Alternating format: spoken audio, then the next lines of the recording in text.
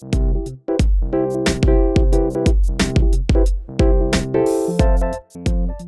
I was younger, I used to play a computer game called Rollercoaster Tycoon. It was basically a theme park building game where you tried to make a certain amount of profit, have a certain amount of guests, whilst also maintaining the overall happiness and excitement level in your park. I actually remember hiring like little entertainers and security guards and also little cleaners to clean up some of the mess around the park itself. What really drew me to Rollercoaster Tycoon was the fact that you could build your own roller coasters, increase the negative and positive G-forces, increase loops, change the way they looked, and also add like scenery and tunnels to kind of raise the excitement level of some of the attractions in your park. And so often when I'm looking for a board game, I'm looking for games with that kind of similar theme. And I'm not really quite sure if there are many theme park board games that really encapsulate that very cool sandboxy effect.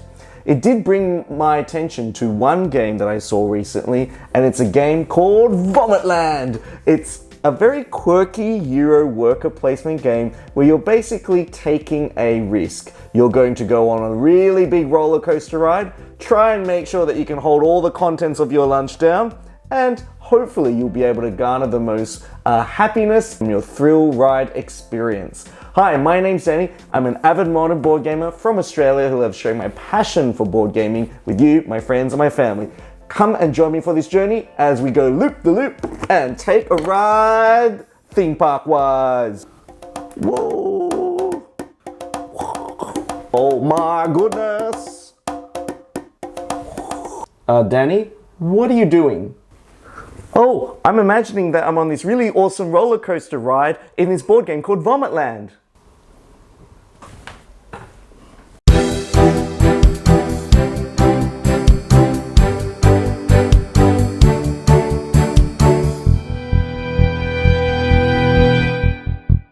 Vomitland is basically a Euro game all about pushing your luck, taking your risks, and trying to collect sets of different icons, including fear, excitement, and happiness.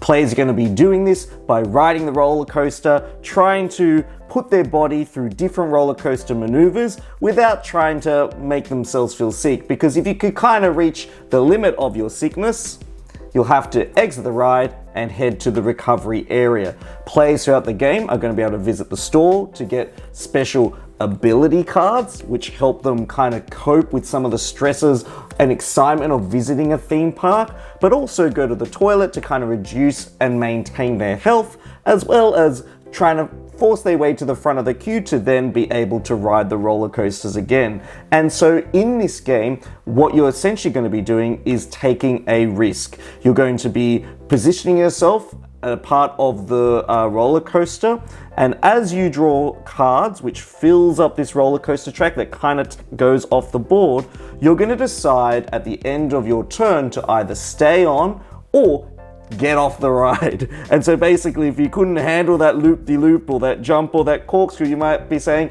hang on a minute, I think I've reached my capacity, I'm going to exit the ride at this point, and all the other riders are going to continue riding the roller coaster. They're going to continue drawing cards from this roller coaster deck, adding it to the end of this queue, and putting their bodies through more negative and positive G-forces. And at different points of this whole round resolving roller coaster phase, players are going to be going, you know what?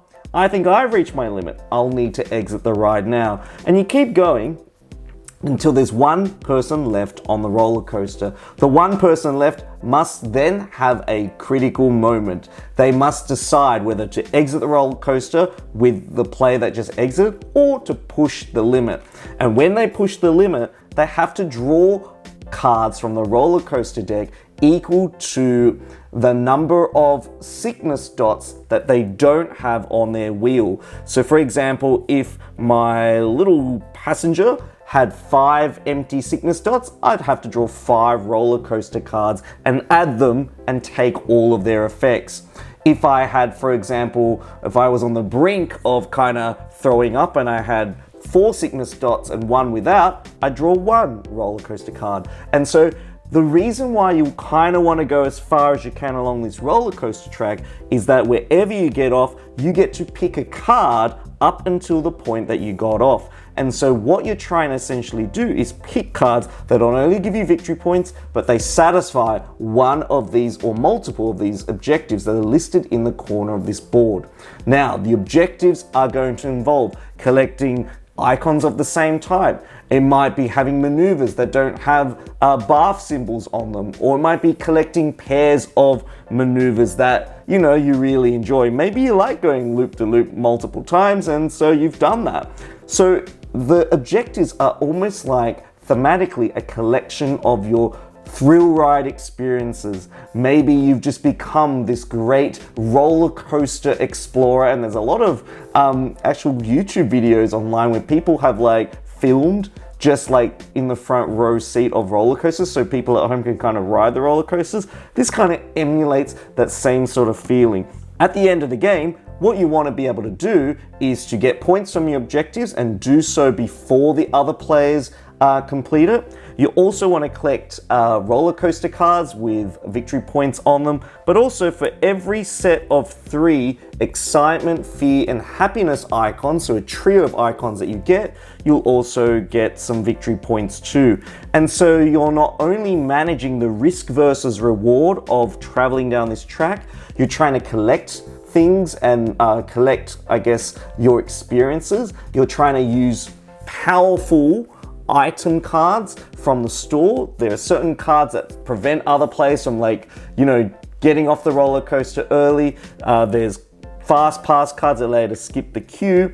And it's the combination of trying to navigate the negative effects of riding the roller coaster, but also gathering the positive effects of the cards that you get to draft at the end of the roller coaster phase that really makes this game feel really thematic on that forefront. Now, because this game is ultimately about holding your lunch in, if you manage to max out on your sickness dial, and you end up in the sick bay area, you'll have to incur one of these tokens. It basically causes you to lose 1 point at the end of the game because you didn't listen to your body when it said, you know what, I've had enough. And so now you're suffering the consequences. There is, however, a way to avoid or get rid of some of these little sickness tokens. You can go to the water closet, roll the die, and there's actually one of the die's faces which has this little cross symbol which allows you to remove these negative tokens. And you've got this janitor icon that travels around to the different spaces, and the different spaces become blocked by this janitor icon. So if the janitor icon gets to the store space, that store space is actually out for that particular round. So there is that kind of first in, first serve, best dressed kind of feeling to the game, where you really want to get to the prime positions to have first choice, first dibs, and to get maximum options from this roller coaster drafting track. So it's definitely got this very strong risk versus reward feeling to the game. If you can push your luck as far as you can go, you'll probably have access to the right cards that you need to fulfill the objectives. When I was younger, my friends used to like organizing birthday parties and hosting them at the local theme park. And for me, I used to be quite trepidatious because I didn't really like the negative G-forces that you would feel when you go on rides, or on those rides where you get dropped all of a sudden. And so I guess my only roller coaster experiences in real life was going on this small wooden roller coaster. I was like, oh, this small wooden roller coaster, I can do this. Got on it, and oh my goodness, it was the most rattly roller coaster I'd ever been on. I did not realize, I think I was gripping so hard that I almost dug my fingers into my palms, because the way this roller coaster was going, I honestly thought I was going to be flung out. So that's one of my earliest experiences. I was like, you know what, after this, I'm not sure if I'm really comfortable going on roller coasters. And there was also one year when I went to the same theme park with a group of friends, and I went on the same ride so many times because I felt so guilty that I hadn't gone on many thrill-seeking rides the birthday before, that I actually ended up throwing up and ended up in the first aid section of the theme park. And it's the only time I actually got to see behind the scenes at a theme park. Unfortunately, that theme park no longer exists. And you know what? I'm still trepidatious about going on roller coasters. Actually, in fact, there was a roller coaster that I went on with my dad once, which is actually called the Scooby-Doo coaster. And I had no idea that it was a roller coaster because from the outside, it was like one of those roller coasters that was completely contained indoors. Basically, you went in and then you went backwards and then it was just like, oh my goodness. And my dad lost his hat on this one roller coaster ride. But yeah, I don't know.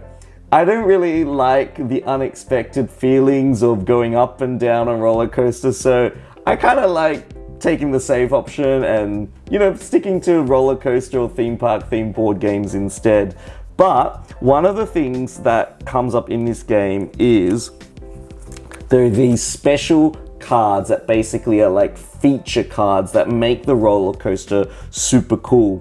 They give you an extra point, but if you draw this, everyone is stuck on the coaster for the next 2 cards. So if you're someone who's like, I don't know if this particular section of the track is what I'm feeling comfortable with, unfortunately, you're stuck there until you complete the next 2 cards and draw them. And so this can mean that your body gets pushed past its limit. You might max out on your health and you might end up in this kind of sick bay area. It's kind of a really unpredictable part of the game. You've even got these cards that double the amount of sickness that you generate too, which also pushes you into this sick bay area. And so it does remind me of that time when I did lay in the sick bay in this behind the scenes section of this theme park. And you know what? Ever since then, I've been so cautious about it. So I think this game has really evoked a lot of different memories for me. So, what are some of your favorite theme park themed board games? Are you ready to ride the thrill coaster to the ultimate extreme? Well, if you really found this video super helpful and super insightful, please consider liking and subscribing to my channel. If you really want to help me and my channel grow, please consider buying me a coffee a month by heading over to my Patreon page. There are Patreon only exclusive videos that can be found there.